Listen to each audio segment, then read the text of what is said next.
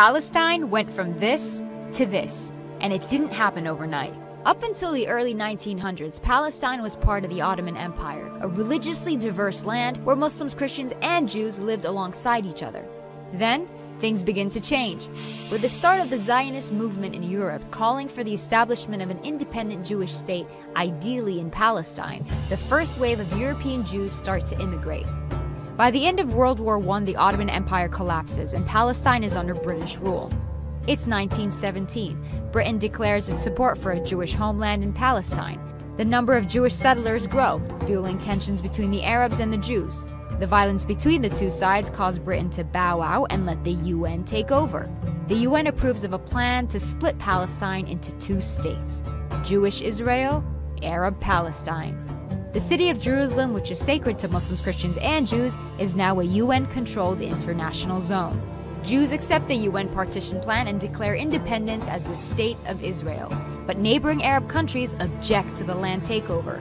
This marks the beginning of the First Arab-Israeli War.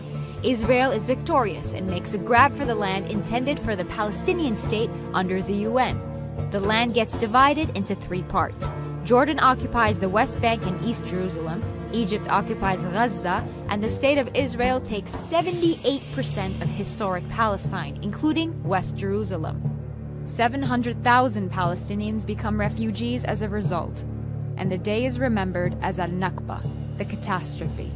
It's 1967. The Six-Day War breaks out between Israel and neighboring Arab countries, and by the end of it, the map looks something like this.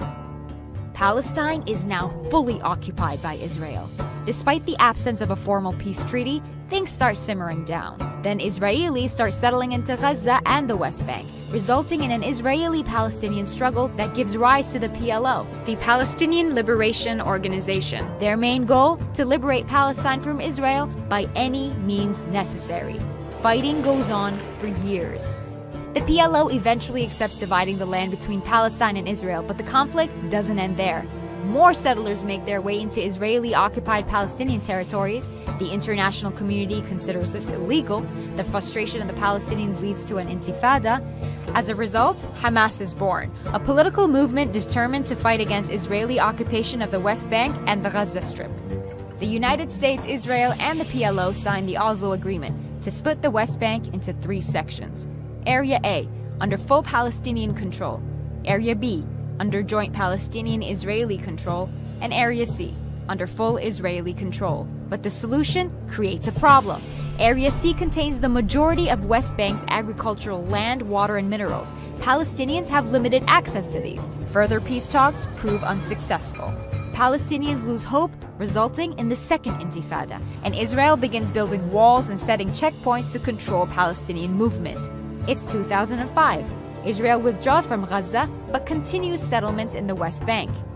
Hamas gains power in Gaza and splits from the Palestinian Authority, seeing it as being too secular. The West Bank and Gaza are now under separate leadership. Israel imposes a blockade restricting any form of movement by land, air, or sea. It's 2017, and this is the current situation of Palestine. There are solutions on the table, but will we see them implemented in our lifetime?